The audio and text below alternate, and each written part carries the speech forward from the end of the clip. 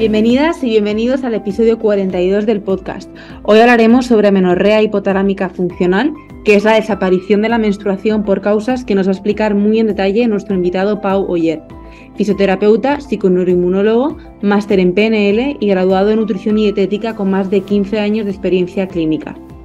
Este tema, al igual que cuando hablamos de dismenorrea, de SOP, endometriosis, forma parte de un capítulo invisibilizado de la salud como es la salud hormonal de la mujer. Por eso me hace especial ilusión ponerlo encima de la mesa y de la mano de un gran referente en el sector. Junto a Pau hablaremos también de las distintas vías de tratamiento para revertir esta situación y reflexionaremos sobre un tema que nos interpela también a quienes nos dedicamos a divulgar sobre alimentación saludable porque, como veremos, la alimentación y el exceso de control sobre ella puede ser un arma de doble filo. Antes de entrar en materia y saludarte y saludar a Pau, te recuerdo que como siempre nos acompaña la línea de complementos de B-Levels y hoy hemos escogido un complemento para modular el sistema nervioso y descanso, y no es porque sí, cuando hablamos de amenorrea hipotalámica es un fundamental, y también en la salud hormonal es la vitamina D con K2, también lo explicará muy bien Pau esto, y más en un contexto en el que hay una carencia de estrógeno y esto puede poner en peligro la salud ósea de la mujer. Por ello, tener buenos niveles de vitamina D va a ayudar a fijar mejor el calcio en los huesos. Y como siempre, también te espero en nuestra comunidad con directos y contenido gratuito. Y ahora sí, ya damos la bienvenida a Pau. Bueno, Pau, pues bienvenido al podcast. Es un placer tenerte con nosotros por aquí hoy. Bueno, muchas gracias y nada, un honor poder estar aquí charlando contigo. Sí, a ver, la verdad es que es un gustazo, como estábamos comentando antes de darle a grabar, ¿no? Tenerte, porque a mí es un tema que me apasiona. Creo que cada vez se habla más, ¿no? Se ha llegado a normalizar mucho esto de lo que es, pues, no tener la regla o ausencias de ciclo, ¿no? De, bueno, si no estoy buscando embarazo no pasa nada, ¿no? O ya me llegará. Y creo que, bueno, que hoy vamos a poner encima de la mesa un montón de temas interesantes que le tocan de primera a muchísimas mujeres. Y bueno, para mí lo que te decía es un súper honor. He aprendido y aprendo mucho de ti, o sea que es un gusto tenerte hoy. Y gracias a Anita, que seguro que nos escucha el podcast, que me ha puesto en contacto contigo. Así que nada, para meternos, antes de nada, Pau, te quería preguntar, porque bueno, tú vienes eres primero licenciado en fisioterapeuta, en fisio, ¿no? y nutricionista. ¿Cómo te fuiste poquito a poco metiéndote sobre todo en alteraciones tiroideas y desajustes hormonales de la mujer? Pues mira, podría mentirte y contarte alguna experiencia pasada del tipo que mi mujer tenía endometriosis y nos pusimos a estudiar para intentar solucionar su problema y este tipo de cosas, pero la verdad es que no hay ningún secreto detrás de esta historia. Ha sido un proceso natural, fruto de la curiosidad, en parte la situación laboral y seguramente un interés natural por el tema. Así que no hay ninguna historia interesante detrás de mi interés por los temas hormonales. No, es que mucha gente, bueno, sobre todo, ¿no? en mujeres, ¿no? Y en mi caso particular, o sea, empiezas a estudiar por un tema propio que no te da respuesta desde la medicina convencional y empiezas a estudiar y acabas aquí, ¿no? Por eso digo que le ha Sí, llevado sí, a sí. Pau a la salud de la mujer. Sí, podría contar algo así, que seguramente hay algo de todo esto, ¿eh? De una necesidad personal a raíz de algún problema de mi pareja y temas similares, pero creo que en el fondo ha sido un proceso natural, fruto de la curiosidad y un interés, esto, natural, ¿no? Por el tema. No creo que exista ninguna historia relevante detrás de mi curiosidad por la fisiología hormonal, ¿no? Genial. Oye, y para meternos un poquito más en el tema de hoy, que es la amenorrea hipotalámica funcional, brevemente, Pau, ¿cómo la definiríamos para hacer aterrizar a aquellas mujeres que les suene raro el término, y cuáles son sus posibles causas? En este caso, el nombre es parte de la definición. Amenorrea hipotalámica funcional significa amenorrea, ausencia de menstruación. Hipotalámica significa que está iniciada en el hipotálamo y funcional significa que es un desorden biológico potencialmente reversible si las causas conductuales que lo han provocado se revierten. Es decir, si cambias aquello que te lo ha provocado, pues se revierte el proceso. Sería esto, ¿no? Ausencia de menstruación de origen hipotalámica y por una situación potencialmente reversibles y las causas que lo han provocado se revierten. Esto sería la definición de amenorrea hipotalámica funcional. Y causas, Pau, que podamos... Bien, tradicionalmente la amenorrea hipotalámica funcional se ha considerado que es la consecuencia de tres posibles estresores, ¿no? Que son el estrés energético, es decir, comer menos de lo que gastas, el ejercicio físico excesivo, es decir, la práctica excesiva de ejercicio físico, o el estrés psicológico. Y esto es la explicación tradicional, los estresores tradicionales que explican o que intentan justificar que el organismo priorice la supervivencia a la reproducción y provoque una inhibición del eje gonadal y, consecuentemente, la situación de ausencia de menstruación. Pero en la práctica esto se ha visto que no es 100% así, porque los estresores actúan sinérgicamente y, por lo tanto, aunque los tres estresores descritos, que son el estrés energético, el ejercicio físico y el estrés psicológico, siguen siendo vigentes y es aceptable que siguen siendo los estresores principales que provocan el problema, la sinergia entre los estresores hace que no siempre tengamos un estrés, una restricción energética excesivamente grande, ni un ejercicio físico extremo, ni un trauma psicológico extremadamente importante, como para que un poco de cada cosa actúe sinérgicamente, provocando una situación de sinergia que lleve a la menorrea hipotalámica, ¿no? Sería un poco esto. Sí, yo creo que muchas veces, ¿no? Y lo comentábamos antes, se asocia a amenorrea hipotalámica, pues a chicas con muy bajo peso o a la típica atleta que está todo el día, ¿no? Y no siempre, o sea, hay chicas en normopeso que la tienen, hay, o sea, que esto lo vemos mucho, que luego no todo es blanco o negro, hay escalas de grises miles, ¿no? Y luego cada mujer tiene ese punto en el que se le retira la regla en un sitio, o sea, que no hay Exacto. una regla específica, ¿no? Totalmente de acuerdo, y solo tienes que pasar consulta en mujeres con amenorrea, pues nada, estar un par de días para darte cuenta de que no es un problema únicamente de atletas de élite o mujeres con trastornos gravísimos de la conducta alimentaria, que normalmente, evidentemente, también tienen ese tipo de amenorrea, o mujeres con trastornos psicológicos extremadamente graves. Aunque es cierto, y ya lo veremos más adelante, supongo, todas ellas tienen un denominador común que, bueno, ya iremos pues, desarrollando pues, a lo largo del podcast, ¿no? Es decir, que sí que existe un cierto denominador común entre todas ellas, seguramente, pero bueno, estoy de acuerdo contigo que cada mujer tendrá que ser mirada individualmente y particularmente, ¿no? Ujú. Y luego, Pau, vamos a hablar un poco de, a grandes rasgos, ¿no? Pero cuéntanos de las consecuencias, porque yo veo muchas veces, ¿no? Que pues igual una mujer se empieza a plantear que hay un problema cuando lleva 3 años sin regla, es como, estoy muy cómoda sin ella, ya me llegará, ¿no?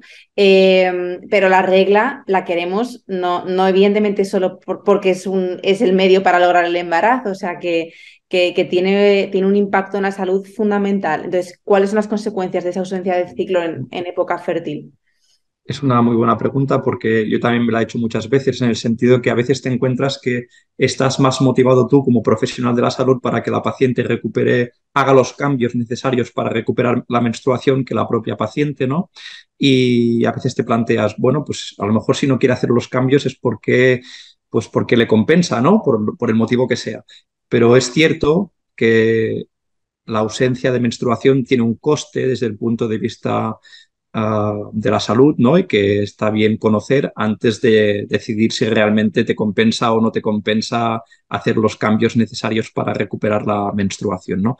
Estos costes son a diferentes niveles. Por ejemplo, hay un coste evidentemente ginecológico porque la ausencia de menstruación y el hipoestrogenismo que acompaña la amenorrea hipotalámica funcional provoca cambios en el trofismo de la mucosa vaginal, lo que lleva a una situación, pues, por ejemplo, de más sequedad, lo que incrementa el riesgo de infecciones de orina, de disbiosis vaginal y que a la larga puede incluso provocar dificultades, aunque no siempre, para los procesos de fertilidad secundarios, por ejemplo, a una situación de disbiosis endometrial, ¿no? Secundaria a un proceso de sequedad, ¿no? Por ejemplo.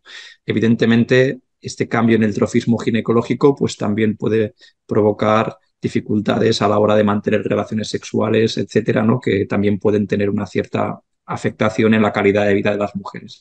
Más allá de la afectación puramente ginecológica, habrá pues afectación evidentemente pues en la conservación de la masa ósea, que eso es quizá uno de los motivos más puestos encima de la mesa siempre por la medicina, y es que los estrógenos son importantes para el desarrollo y conservación de la masa ósea, y por lo tanto la situación de hipoestrogenismo podría llegar a tener consecuencias para la masa ósea, aunque esto si queréis lo desarrollamos un poco más adelante.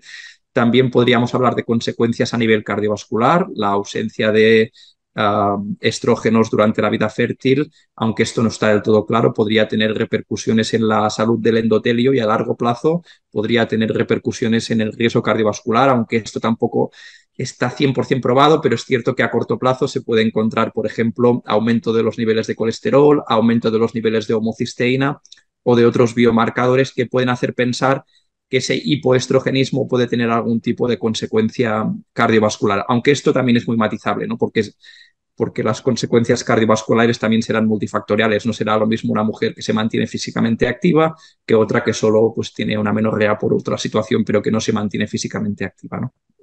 Por lo tanto, a nivel ginecológico, a nivel de la masa ósea, a nivel cardiovascular, pero también a otros niveles, ya es que cuando entiendes en profundidad la menorrea hipotalámica funcional te das cuenta de que es una respuesta adaptativa ante una serie de estresores donde el cuerpo prioriza la supervivencia a la reproducción. Esta priorización de la supervivencia a la reproducción provoca que las consecuencias sean, por ejemplo, en la recuperación del ejercicio físico, la salud del pelo, de las uñas, de la piel, en cómo te sientes anímicamente, porque la energía disponible para la vida está reducida, no está, el cuerpo está en estado de alerta constante y por lo tanto esa ausencia de menstruación en el fondo es un signo vital de una situación interior que abarca mucho más que la zona ginecológica, sino que abarca pues la manera como nos relacionamos con el mundo o cómo se relacionan con el mundo estas mujeres. No sé si me estoy explicando, Sí, pero sí, sí, a mí me parece crucial este punto, o sea, cómo afecta a nivel emocional, cómo nos encontramos, pues, tendencia a la depresión por una bajada de la serotonina, ¿no? Por esa bajada de estrógeno, o sea, exacto. es que al final, y por eso se trata tanto, ya hablaremos de tratamiento, ¿no? Y es tan necesario a veces el apoyo ese multidisciplinar en terapia, o sea, es que a veces es la clave, ¿no? Ese apoyo emocional y entender qué está atravesando la mujer en su vida para que viva en situación de alarma, ¿no? Y yo creo que es a mí de las patologías, o bueno, patologías, alteraciones funcionales que más me gusta tratar porque veo que al final la mujer necesita pasar por un cambio vital para darse cuenta, o sea, como un darse cuenta de lo que está ocurriendo porque su cuerpo le está queriendo chillar de alguna manera, ¿no? Totalmente. Yo, en este Es muy caso, importante. sí, sí, perdona, no te quería cortar. No, me refería que totalmente de acuerdo. De hecho, yo diría que el ciclo menstrual no miente en este sentido, ¿no? Que una incluso te advierte de algo que cuando estás en medio del proceso a lo mejor te cuesta ver, ¿no? Es decir, que la fisiología, en este caso, el ciclo menstrual, pues actúa como un signo vital y que te advierte de que algo está pasando y que debes prestar atención a ello, ¿no? Por lo tanto, es muy interesante el proceso de descubrimiento bueno, que muchas veces las mujeres tienen que afrontar para descubrir qué está pasando y ponerle remedio, ¿no? Estoy de acuerdo. Tomar decisiones, ¿no? Y ir poco a poco. Pero bueno, sí, porque además detrás de, ¿no? Son perfiles normalmente muy autoexigentes, con una carga emocional bestia bueno, yo creo que es un crecimiento bestial cuando la mujer quiere el cambio, ¿no? Totalmente. Ahí está bastante descrito que detrás de la menorrea hipotalámica funcional, en un porcentaje muy grande de las veces, hay trastornos evidentemente de la conducta alimentaria, pero también trastornos subclínicos de la conducta alimentaria, es decir, que aunque no estén plenamente diagnosticadas, acompañan, como tú bien dices, un perfeccionismo normalmente que lleva pues a una alta necesidad para sentirse aceptadas y reconocidas y que por lo tanto el mantenimiento de una conducta que no les hace bien les aporta unos beneficios a nivel del reconocimiento social, personal, etcétera, que les hace estar ciegas ante los efectos colaterales de mantener esa conducta. Es decir, que tú mantienes una conducta X de restricción que está estresando tu organismo hasta el punto de que tu organismo está provocando que no menstrues, pero el beneficio que obtienes por mantener esa conducta patológica a nivel de social, de reconocimiento, aceptación, etcétera, te, te ciega ante el hecho de que te está haciendo daño, ¿no? Es decir, por eso el coste que tiene hacer los cambios necesarios para recuperar la menstruación a veces son tan grandes que evidentemente es casi inevitable necesitar ayuda pues, de tipo psicológico, ¿no? Porque te enfrentas ante un abismo de una nueva forma de relacionarte con la vida. No sé si me estoy explicando, pero bueno, imagino que irá No, no, no, saliendo. perfectamente. Y vamos, a mí me apetecía mucho tocarlo de esta manera, ¿no? No solo desde un punto de vista fisiológico-científico, que evidentemente no hay, pero es también lo emocional que al final también es medicina, ¿no? Entonces, bueno, Pau, yo, y hablando de medicina, de las primeras, en medicina convencional, ¿no? De las primeras, no todos los ginecólogos, pero sí a día de hoy creo que se sigue siendo el primer recurso, ¿no? Ante una menorrea, precisamente para prevenir esa pérdida ósea, etcétera, pues se pauta la píldora anticonceptiva como primera opción muchas veces, ¿no? Eh, bueno, quiero saber tu opinión aquí al respecto, ¿no? ¿En qué Vale. casos crees que es adecuado, podría ser adecuado mientras se trabaja la causa ponerla, en qué casos no? ¿Vale? De acuerdo. Me voy a mojar. Evidentemente esto está en el ámbito de la medicina, que yo no soy médico, soy nutricionista y por lo tanto tendrá que tener la última palabra el profesional de la salud que se encargue, pero voy a dar mi opinión al respecto y es que uh, la intención de recetar anticonceptivos es buena y es paliar el hipoestrogenismo para neutralizar parte de los efectos secundarios que tiene estar en amenorrea hipotalámica funcional. Dicho esto, los anticonceptivos tienen algunos beneficios, pero también tienen algunos riesgos. El principal riesgo de tomar anticonceptivos en mujeres que tienen amenorrea hipotalámica funcional es pensar que los anticonceptivos son el tratamiento. Es decir, pensar que como ya estás tomando el medicamento, estás tratando el problema, cuando esto no es así. Es decir, si tomar los anticonceptivos evita que la persona se enfrente a los cambios necesarios que debe hacer para que su cuerpo vuelva a recuperar la fisiología normal, la funcionalidad normal, estos anticonceptivos tienen un efecto dañino. Pero lo mismo pasaría con los suplementos. Si tú te tomas un suplemento y te piensas que ese suplemento es el tratamiento, pero no estás abordando los cambios necesarios, el principal problema es pensarte que el tratamiento es el medicamento o el suplemento. Dicho esto, otro de los efectos negativos es pensar que al tomar el anticonceptivo ya estás amortiguando completamente los efectos secundarios de estar en amenorrea hipotalámica funcional, cosa que se ha visto que no es así, porque si tú estás en una situación de estrés sostenido en el tiempo en el cual el cuerpo mantiene inhibido el eje gonadal, priorizando la activación del eje adrenal, es decir, produciendo niveles altos de cortisol, etcétera, en un contexto de estrés energético, es decir, con niveles bajos de leptina, insulina o factores de crecimiento, esto hará que aunque tomes anticonceptivos seguirás perdiendo masa ósea. ¿Sí? Es decir, que si no reviertes la situación que te está provocando la amenorrea hipotalámica funcional, los anticonceptivos pueden amortiguar mínimamente el proceso, pero no lo frenan. Uh-huh, uh-huh. Dicho esto, hay un grupo poblacional en el cual sí se puede beneficiar de tomar anticonceptivos, que es aquellas mujeres que aún están en edad de desarrollo y en las que estar en situación de hipoestrogenismo sí tendría consecuencias a largo plazo muy graves, que serían las mujeres de más o menos antes de los 21, 22 años. Es decir, desde la menarquia, 11, 12, 13 años, 14, 15, los que sean, hasta los 21, 22 años, es cierto que estar más de 6 meses, un año en situación de hipoestrogenismo podría tener consecuencias a largo plazo que a día de hoy creo que tenemos que priorizar, ¿no?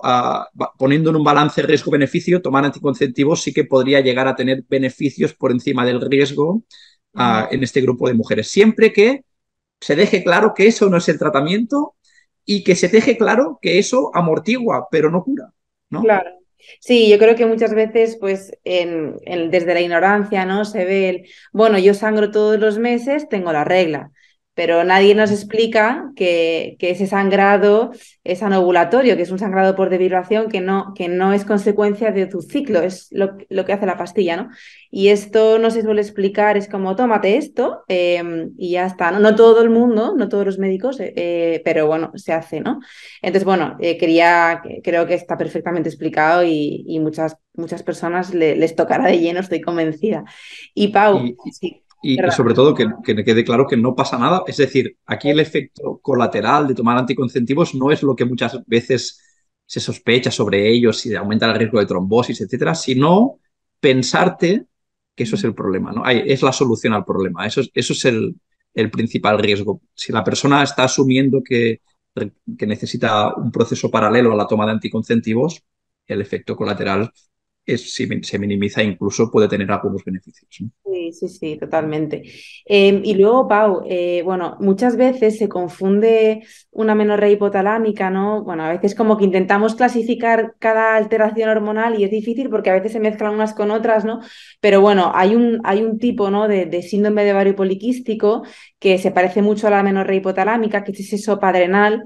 No me voy a detener mucho en explicar lo que es. Hice un podcast, si alguien nos escucha, hace no mucho con Carlos González hablando del SOP adrenal y a veces se solapa un poquito con la menorrea, se transita entre uno y otro. Tú, en la práctica clínica, ¿qué factores claves sueles tener en cuenta para distinguir uno del otro y más o menos, aunque el abordaje igual es parecido, pero...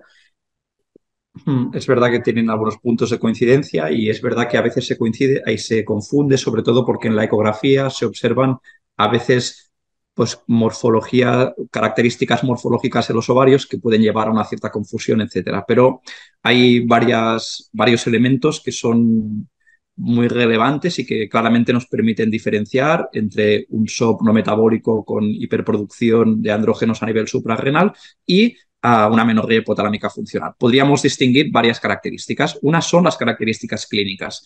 En las mujeres con SOP, normalmente clínicamente cumplen criterios clínicos de hiperandrogenismo, aunque no siempre, pero es común que en la historia clínica encontremos acné abundante, hirsutismo, alopecia androgenética, piel grasa, cuero cabelludo graso, este tipo de características clínicas que acompañan el hiperandrogenismo, cosa que en las mujeres con amenorrea hipotalámica funcional, aunque pueden haber tenido acné, etcétera, no han sido tan dominantes en su problema. Eso sería más la situación clínica.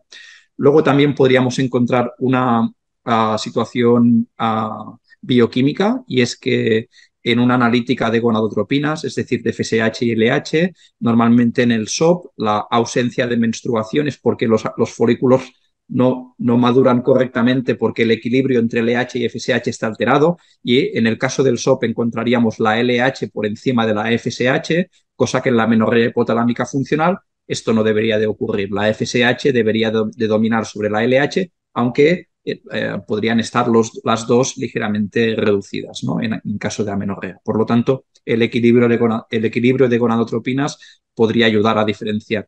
Otra hormona que podría ayudar a diferenciar, y esa sí que es bastante determinante, es la antimuleriana. En el caso del SOP, la antimuleriana se encuentra elevada casi siempre porque los folículos secuestrados en el proceso de maduración liberan antimuleriana y por lo tanto una mujer con amenorrea por SOP normalmente tendrá antimuleriana alta, cosa que no ocurrirá en mujeres con amenorrea hipotalámica funcional.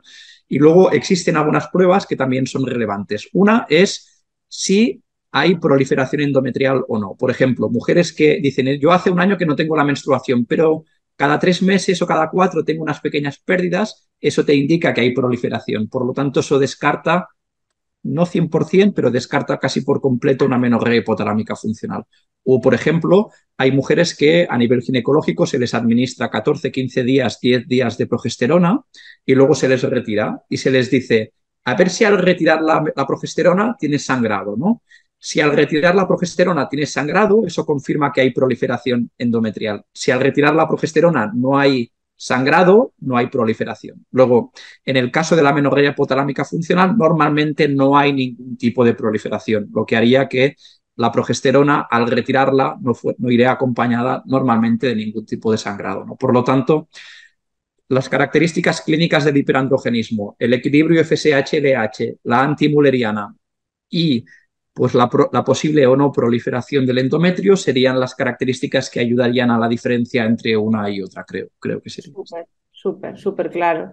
Y Pau, bueno, siempre decimos, ¿no? Y lo has dicho al principio, ¿no? Que la reproducción tiene un coste energético elevado y al final la presencia de ciertos estresores, pues es lo que incita a su supresión, ¿no? Entonces, ¿son el estrés psicológico, la ingesta, todo lo que hemos comentado antes, la ingesta deficiente, la actividad física excesiva, los estresores capaces de funcionar, de inhibir el eje? O sea, mi pregunta va un poco en, o sea, que nos cuentes el vínculo entre el coste energético. De eh, acuerdo. Los estresores y la ausencia de menstruación. Eso es, eso es. De acuerdo. El eje gonadal en el hipotálamo se inicia en un núcleo que es el núcleo arqueado, que es un núcleo que está altamente implicado en el equilibrio energético. Es decir, el hambre, la saciedad y el gasto energético se inician en el núcleo arqueado. Y dentro de los numerosos núcleos neurológicos del hipotálamo, resulta que el eje reproductivo también se inicia en el mismo núcleo. Es decir, qué casualidad que la reproducción pudiendo iniciarse en múltiples núcleos neurológicos, se inicia en el mismo núcleo en el cual la leptina, por ejemplo, informa del estado energético o donde el hipotálamo decide si puedes o no puedes gastar energía. Es decir, que ya la anatomía de la neurofisiología del eje gonadal nos da pistas de que la reproducción y el eje gonadal es altamente costoso energéticamente y que es tan dependiente de la energía disponible que se inicia en el mismo núcleo neurológico. O, por ejemplo, otro ejemplo, las mujeres dedican mucha energía al crecimiento hasta que menstruan. En el momento en el que deben invertir energía en mantener su capacidad fértil, su crecimiento se ve frenado, ¿no? Las mujeres, en el momento en que los hombres crecen o crecemos, yo no crecí mucho, pero bueno, crecemos un poco más, hasta más, durante más, hasta los 24 o 25 años, ¿no? Mientras que las mujeres, en el momento en el que empiezan a ser fértiles, su desarrollo físico se ve, pues, crecen antes, pero se ve frenado justamente porque deben invertir energía en, pues en mantener su capacidad reproductiva. Dicho esto, los estresores antes citados, el estresor psicológico, el ejercicio físico o el estresor energético, es cierto que actualmente, y yo estoy bastante en esta línea después de haber leído bastante, creo que si estos estresores no repercuten en el equilibrio energético, es cierto que es difícil que provoquen una inhibición del eje gonadal.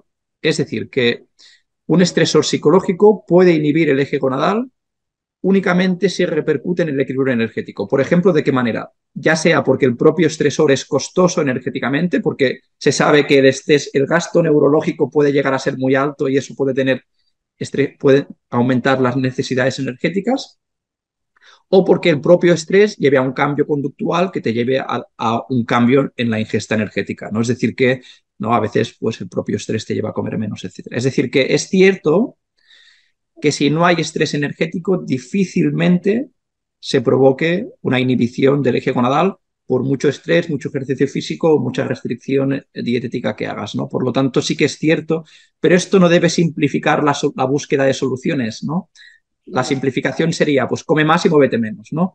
Cosa que si hemos entendido antes la complejidad conductual que hay detrás de estos cambios, normalmente este tipo de enfoques no sirve, no ayuda a nadie o a un porcentaje muy bajo de las mujeres. Claro, es a una mujer que es súper perfeccionista, le dices que coma un poquito peor o que se mueva menos, quizá le genera más estrés emocional y entonces hay que, ¿no? Encontrar ese punto medio y ir poquito a poco, sobre todo que la persona entienda. Yo creo que cuando una persona entiende lo que le ocurre y cómo funciona su cuerpo, es más fácil que el cambio tenga lugar y que si se tiene que no mover o mover un poquito menos o comer un poquito más, Claro. lo haga desde la paz, no con el agobio. Claro, desde el descubrimiento de que Ujú. a ella en particular y en su contexto personal, esos cambios que aparentemente son buenos para un porcentaje alto de la población, a ella en particular le son menos buenos, ¿no? Y que por lo tanto debe crear un contexto más adecuado a sus necesidades. Básicamente es entender la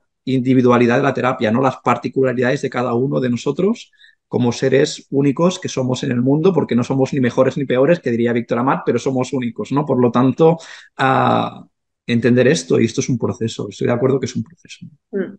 Y luego, Pau, bueno, yo cuando te contacté tenía dudas sobre si hacer un podcast o entrevistarte sobre tiroides, sobre hormonas. Al final me quedé con la menorrea, pero no quiero dejar de pasar un poquito por hacer un repaso muy rápido del tema tiroideo. Muchas veces encontramos, ¿no?, amenorreas hipotalámicas diagnosticadas también con hipotiroidismo, o sea, o que se dice, no, es que no tienes la regla porque estás ¿no?, con hipotiroidismo. Entonces, cuéntanos qué relación existe entre el eje tiroideo y el ciclo. Vale, cuando entendemos que la menorrea hipotalámica funcional es una adaptación a una condición fisiológica sistémica en la que se inhibe el eje gonadal, pero se activan otros ejes como el eje adrenal, ¿no? Porque el cuerpo está en modo supervivencia, entendemos que inevitablemente el eje tiroideo también tendrá que tener algún tipo de adaptación al contexto. Normalmente lo que se observa en mujeres con una menorrea hipotalámica funcional es que el cuerpo intenta ahorrar energía y por lo tanto genera dos posibles cambios en el eje tiroideo. Uno es la inhibición del eje tiroideo desde el hipotálamo, es decir, vemos que hay una menor producción de hormonas tiroideas sin un intento del hipotálamo para que la glándula produzca más hormonas, ¿sí? Es una inhibición desde el hipotálamo, o a nivel periférico de la hormona tiroidea T4, una mayor conversión en lugar de AT3, que es la hormona tiroidea activa, a T3 reversa, que es una hormona tiroidea no activa, ¿no? Y esta mayor conversión a T3 reversa, que es adaptativa y en un contexto, dijéramos, es adecuada para intentar reducir el gasto energético en un contexto de estrés, evidentemente tiene consecuencias como, por ejemplo, tener más frío, que se te caiga más el pelo, estar más cansada o no recuperar bien del ejercicio físico, ¿no? Es decir, que normalmente esta situación de hipofunción tiroidea nace de o la inhibición del eje o de una mayor conversión de T4 a T3 reversa. Dicho esto, como puede ser perfectamente que coexistan otros tipos de desórdenes tiroideos a la menorrea hipotalámica funcional y como por ejemplo la enfermedad de Hashimoto, etcétera, y que no necesariamente tengan siempre un supervínculo, ¿no? Pero me refiero que pueden coexistir, ¿no? Sí, una o la No son otra. antagónicas, ¿no? Sí, Sí, sí, muchas veces incluso se ven hiperprolactinemias, ¿no? Y al final totalmente. eso también, bueno, explícalo tú mejor, pero también es una respuesta fisiológica al estrés, ¿no? Sí, sí, la prolactina sube normalmente durante el estrés, pero no sube para joder a las personas que tienen estrés, sube para protegerles del estrés, es neuroprotectora, etcétera. Lo que pasa que, claro, el coste biológico de tener hiperprolactinemia a veces no nos gusta, ¿no? Sale galactorrea, ausencia de menstruación, cambio anímico, etcétera, cosa que a quien lo está sufriendo no le parece bien, pero, pero el tema es que el cuerpo está haciendo lo mejor que puede, ¿no? No sé si me... Claro, Sí, es como, claro, a ver, la prolactina, ¿no?, al final es la hormona de la lactancia. Entonces la prioridad absoluta es que la mami esté cuidando al bebé, entonces es que esté tranquila y totalmente. pausada. Y eso es lo que pretende el cuerpo, de frenarte cuando quiere que relajes un poco, ¿no? O que bajes, no tanto, yo a veces digo, no se trata de bajar la velocidad, pero sí bajar la marcha del coche a la que vas, ¿no? Porque para no llevarlo hiperrevolucionado, o sea que al final es Sí, de sí, esto, sí. ¿no? Y en cada persona este cambio será diferente y esto es súper importante verlo así, porque si no caemos en el error de pensar que no, que lo típico de deja de entrenar y come más y tal, que en el fondo, desde un punto de vista extremadamente simplista, podría ser una buena solución para un porcentaje importante de mujeres, pero a la práctica no es así, porque habrá que ver cada persona qué coste tiene ese cambio, cómo le afecta emocionalmente ese cambio, qué cambios son más, porque también es cierto de que no siempre se escapa la energía por el mismo sitio. Hay gente que se beneficia más de introducir una macronutriente en la dieta y hay gente que se beneficia más de entrenar menos o gente que se beneficia más de bajar, de cambiar de trabajo, yo qué sé. Es decir, que no todo el mundo, no todas las personas, las mujeres, necesitan el mismo tipo de cambios en la misma intensidad. Mira, yo por si sirve a alguien, mi caso personal, ¿no?, que yo pasé por ello. Yo trabajaba en un despacho, tal, tuve que cambiar, bueno, ahora me dedico a la salud. O sea, tuve que hacer un cambio en mi vida detrás de otro y me costó casi, pues, muchos años de hacer muchos cambios en mi vida. O sea, que al final, y estoy feliz, ¿no? Ahora, pero, pero que al final son cambios que en su momento, pues dices, o sea, ¿qué mierda es esta? Con perdón, ¿no? ¿Qué mierda es esta? Sí, ¿Por sí. qué a mí? Y que vas haciendo un cambio tras de otro y a veces dices, y sigues sin llegar a la regla. Bueno, pues que el cuerpo no lleva los timings que tú pretendes a veces, o sea, juega a otro ritmo.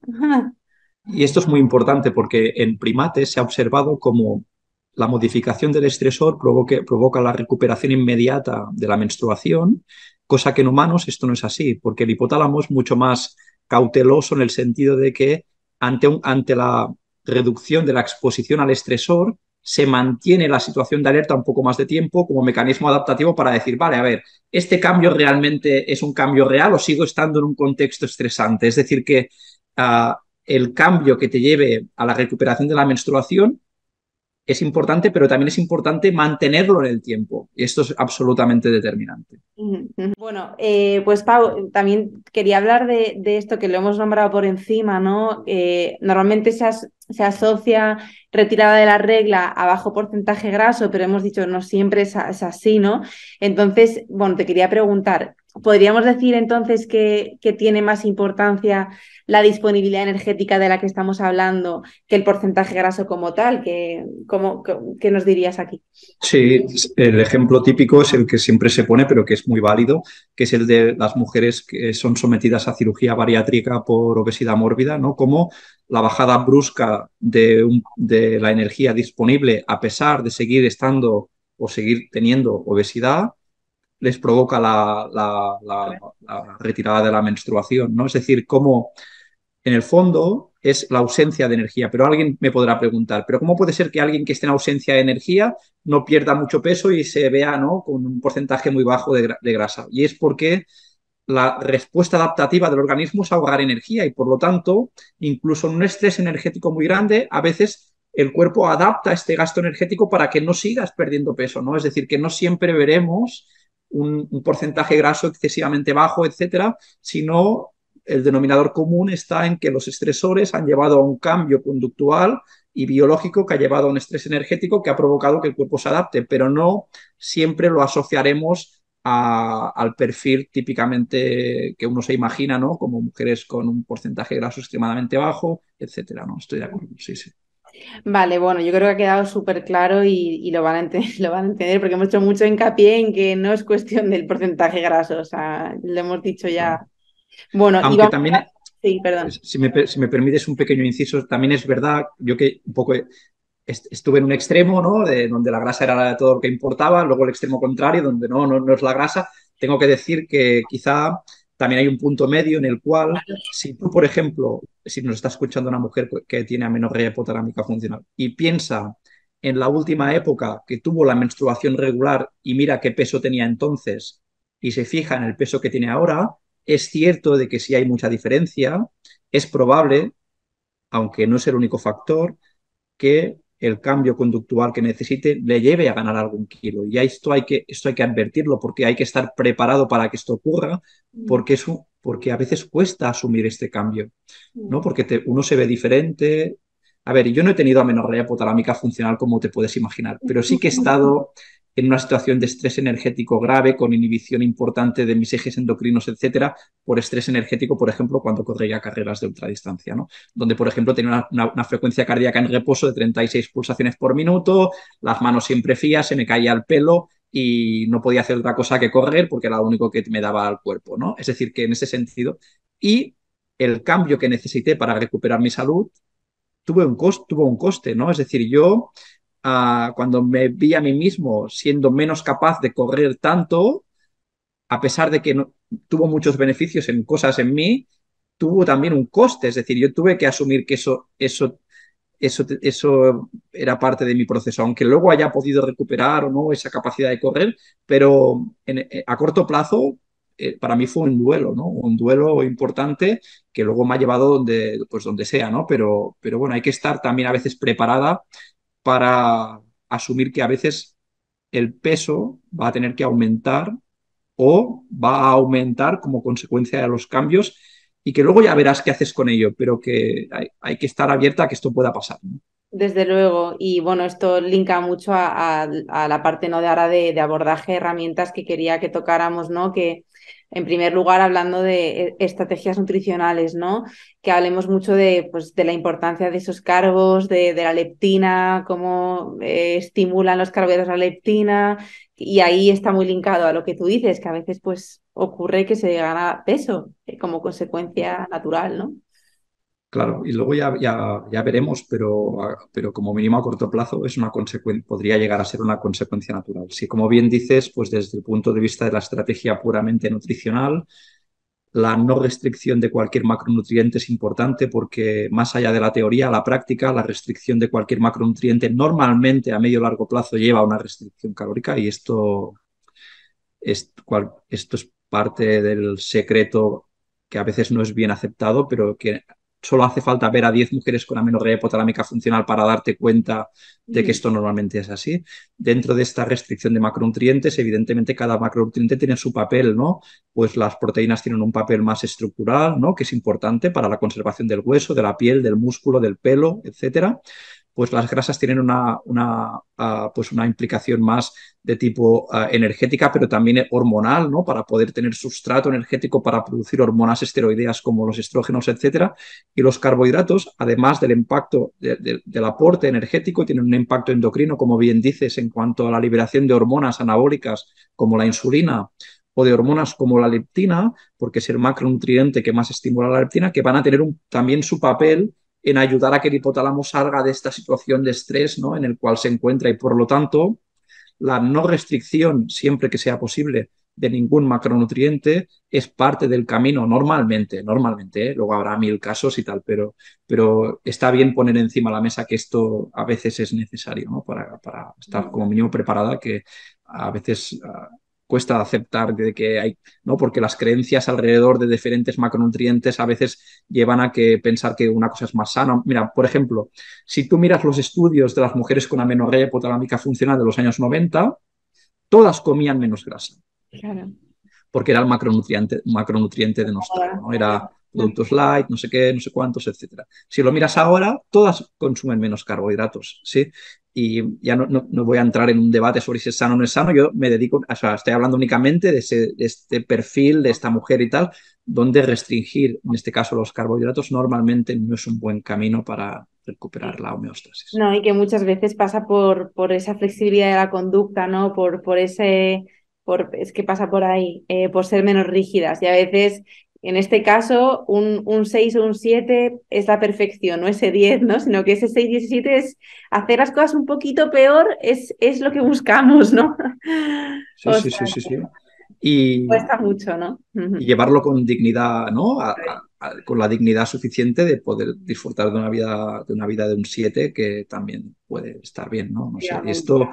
Y también entender todos son momentos, ¿no? Todos son momentos y que hay momentos para todo y simplemente entender que tu ciclo menstrual te está avisando de que hay algo que no funciona, que necesitas unos cambios y que en el futuro ya verás, ¿no? Es decir, la vida en ese sentido, por suerte, pues permite pues que momentos para todo, ¿no? No sé. Hemos hablado, Pau, del entrenamiento también. Hemos dicho que no a todo el mundo le va bien decirle que no se mueva de la cama, ¿no? Que puede generar más estrés. Y luego quería que habláramos también del factor psicológico, que muchas veces creo que es como, oh, esa cosa es abstracta, ¿no? El estrés es abstracto, que no, pero tiene una implicación directa. Y en ese punto sí que te quería preguntar, ¿no? ¿En qué medida nuestros pensamientos, nuestras emociones pueden fisiológicamente ser percibidos como un factor estresante para nuestro organismo? Claro, yo diría que, aunque pueda parecer simplista, si este factor psicoemocional no repercute en el equilibrio energético de alguna manera, es difícil que provoque amenorrea. Es decir, por ejemplo, esto se ha visto en crisis, por ejemplo, no sé, un tsunami, ¿no? No provoca un aumento de las mujeres con amenorrea, a pesar de que es un estresor gravísimo y que llega de golpe y que provoca muertes y que te deja a lo mejor, ¿no? Pero si eso luego hay ayuda humanitaria, al territorio tú sigues comiendo, no lleva ningún cambio conductual, no pierdes la menstruación. La perderías si ese estresor te lleva pues, a una situación emocional que te provoca comer menos, etcétera. O, por ejemplo, una violación, ¿no? No todas las mujeres que son violadas, que más estresor que este creo que no puede existir, ¿no? Y pierden la menstruación, ¿no? Sí, Ujú. así de bestia. Es decir, que, dicho esto, uh, por lo tanto, se trata de ver cada caso en particular cómo esos pensamientos, esa situación psicoemocional, esa alteración psicológica conductual, que no sé muy bien cómo explicarlo porque no es mi tema, está afectando a esa mujer, ¿no? Y qué tipo de acompañamiento necesita para salir de ahí, ¿no? Es decir, que en el fondo hay que estar abierto a que todo pueda ser desde cómo las emociones afectan al eje gonadal. No hay que encerrarse a nada, no hay que cerrarse a nada, sino que hay que mirar a la paciente, a la persona que tienes enfrente, donde todo pueda ser, ¿no? Y donde te cuenten que cualquier tipo de estresor psicológico pueda llegar a la menorrea, independientemente de lo que yo opine sobre ese tipo de estresores, ¿no? Porque uno puede pensar, hombre, Sí, pero no es tan grave esto, ¿no? Pero sí, eso da igual, lo que yo opine, lo que importa es cómo la paciente que tengo enfrente vive esa situación y le afecta a ella esa situación, ¿no? Sería un poco esta la idea, porque a veces intentamos clasificar el tipo de estresor como causante de amenorrea y eso para mí es un error, ¿no? mm, Porque puede ser mil, todo puede ser, ¿no? Todo puede ser. claro. Y una persona tiene capacidad de gestión de estrés X y la otra no, o la otra con esto ya tiene amenorrea y la otra necesita esto, es que es una, Claro. es Y un, como es y como es la sinergia entre los factores, ¿no? A veces, pues un poco de aquí, un poco de allá, y el estresor psicológico lleva a la suma de factores que te llevan a la menorrea, ¿no? Y total. yo, yo antes intenté en una época, pues, como buscar qué tipo de estresores psicoemocionales eran la causa, no sé qué, y ahora creo que estoy en un momento donde estoy abierto, donde todo pueda ser, y simplemente escucho e intento pues ver en esa persona que cómo lo lleva a sus dificultades, ¿no? Y tal, intentar evitar mi juicio externo sobre cómo es, si es o no es un estresor eso que está ocurriendo, ¿no? Que eso es poco, no ayuda a nada. No sé. Total. Y luego, Pau, porque aquí, pues, un poco, y lo hemos hablado con el tema píldora, suplementos, ya hemos dicho que ni la píldora es el tratamiento, ni el suplemento de turno es el tratamiento, pero bueno, en estos casos, ¿hay algún suplemento que, pues, que te guste o utilices de apoyo en consulta? No sé, Vale. por dar ideas también a Vale. las... A veces se utilizan justamente como aporte energético extra, pues estas calorías líquidas que son fáciles de introducir, ¿no? Y que aportan pues una mezcla de hidratos de carbono, grasas y proteínas, en las que también se añade a veces creatina, ¿no? El tipo de las típicas bebidas de recuperación deportivas y tal, a veces son un buen suplemento. Por ejemplo, si se hace actividad física como pequeña ingesta post-entreno para luego poder seguir comiendo con normalidad, ¿no? Eso sería una buena opción. Dentro de estas bebidas de recuperación, justamente las que llevan creatina, las que llevan un poco de ácidos grasos, etcétera, son quizá una buena opción. Esto no está muy estudiado, pero es probable que la creatina, como sustrato energético que es también en el cerebro, pueda tener un papel importante en esto. Dicho esto, el suplemento quizá más estudiado es la acetil-L-carnitina. Hay un grupo de investigación que está liderado siempre por Genasani, que es un investigador italiano, que han publicado en los últimos años pues 3 estudios en diferentes momentos, ¿no? Donde intentan evaluar la suplementación con acetil-L-carnitina en el impacto en los niveles de gonadotropinas. Es cierto que los resultados, pues bueno, apoyan un cierto efecto modulador del estrés a nivel hipotalámico de este suplemento, con resultados tampoco milagrosos, no hay una recuperación de la menstruación brutal, pero parece ser que podría tener algún efecto beneficioso. Dicho esto, es un suplemento que típicamente se utiliza para perder peso y que por lo tanto, si en caso de querer valorar su uso en consulta, pues la toma de 1,5 gramos, 2 gramos de acetil-L-carnitina al día durante un periodo más o menos de 3 meses, que sería más o menos el uso terapéutico descrito. Si se explica bien y se deja claro que eso, primero, que no es el tratamiento y segundo, que eso no es para perder peso, ¿no? Que es para que el hipotálamo pues tenga una serie de cambios que ayuden a modular el eje gonadal, podría tener algún beneficio. Pero bueno, yo creo que los suplementos de las bebidas de recuperación como aporte energético líquido son una buena opción. La acetil-L-carnitina o los suplementos que llevan este aminoácido podría ayudar. Y luego estaría el debate de los adaptógenos, ¿no? Cómo estos podrían ayudar o no. Aquí está difícil opinar. Uh, Estaría el tema de la ashwagandha, ¿no? Quizá que la Withania somnífera, que por ejemplo mujeres con hiperplasia suprarrenal congénita, que es un tipo de disfunción hiperandrogénica de características suprarrenales, podría tener algún beneficio, pues dado que hay esta activación del eje adrenal también en mujeres con amenorrea hipotalámica funcional, a lo mejor podría tener algún beneficio. Se hace Ujú. difícil opinar. Yo estoy a favor del uso de suplementos siempre que se deje claro que no son el centro de la terapia. Eso me preocupa bastante. El resto, si se entiende como una intervención de bajo riesgo o posible beneficio, o por ejemplo, para prevenir la pérdida de hueso, ¿no? A veces pues, un suplemento de vitamina D3 con K2 y un poco de calcio, magnesio, pues puede tener una ayuda también. A veces se suplementa con ácidos grasos, como omega 3 etcétera, como para intentar, ¿no? Un aporte extra también de materia prima, ¿no? De grasa para fabricar hormonas esteroideas. Pero todo esto son intervenciones, mmm, bueno, que hasta donde yo sé, el nivel de evidencia no. Entiendo, también su uso, también entiendo porque al final de lo que se trata es de buscar soluciones, ¿eh? Pero bueno, no te sabría decir. No te Totalmente, sabría ¿no? decir. Y que muchas veces incluso a nivel psicológico, ¿no? La propia mujer, el hecho de estar tomando algo, dice, oh, maravilla, y le motiva para los otros También, casos. O sea, es también. que luego cada una y en consulta la magia, eso ocurre con cada una, igual ante lo Sí, mismo, sí, sí, a sí. una no le das nada, a la otra le das el mega batido porque le motiva mogollón y a la otra, o sea, como que al final esa parte de leer a quien tienes enfrente es crucial, ¿no?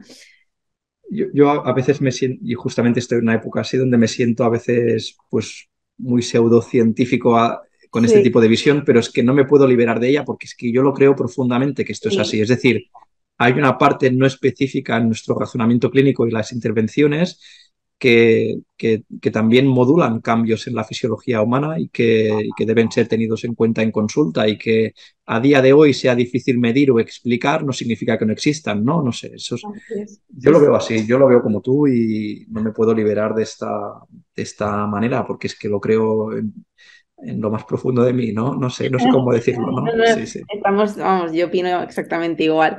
Y luego, por último, Pau, que si no me quedaría aquí 3 años haciéndote preguntas, lo último que te quería preguntar, porque hay personas, ¿no? Que pues precisamente se plantean el, oye, estoy en amenorrea tal, cuando quieren ser mamás. ¿Qué opinas? Porque me consta, ¿no? Y a mí me han llegado muchas pacientes a consulta en amenorrea que quieren iniciar un ciclo, pues provocar una ovulación para potenciar el embarazo, pero igual llevan X años sin regla.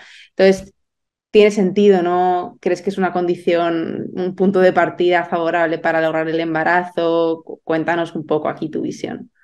Yo creo que actualmente no hay evidencia para posicionarse en Ujú. ninguna postura extrema, pero el sentido común a mí me dice que si te vas a hormonar, a gastar un dinero, a invertir unas energías no únicamente económicas, sino también de expectativas, de ilusiones, etcétera, cuanto mejor sean las condiciones con las que afrontas este proceso, mejor serán los resultados, ¿no? Y de hecho, es tan fácil como ponerte en un extremo y decirte, si tú puedes elegir, ¿cómo elegirías un proceso de fertilidad? ¿Menstruando con normalidad o sin menstruar, ¿no? Es decir, si te pones en el extremo, te das cuenta de que el 100% de las mujeres elegirían afrontar el proceso menstruando con normalidad.